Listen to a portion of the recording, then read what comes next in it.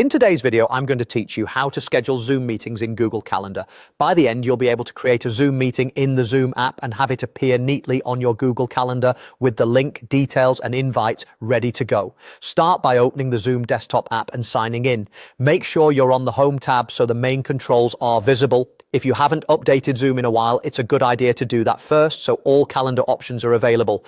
Next, click the schedule button. This opens the scheduling window where you'll set up the meeting. Give your meeting a clear topic, then choose the date, start time, and duration.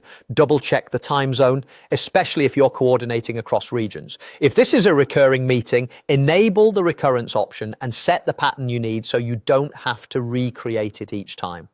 Under security, choose whether to use a passcode or a waiting room. A passcode is simple and secure. A waiting room gives you more control over who actually gets into the meeting. Decide if the host and participants' video should be on or off when they join. For larger groups, consider keeping participants muted on entry to reduce background noise. If you prefer people to join early to test audio, enable join before host, otherwise leave it off. You can also adjust advanced options like automatically recording the meeting if that's part of your workflow. Now scroll down to the calendar section and select Google Calendar as the destination. Click Save or Schedule. Zoom will open your browser and prepare a Google Calendar event for the meeting. If it's your first time connecting Zoom with Google Calendar, you may be prompted to sign into your Google account and grant permission. Allow that so the event can be created.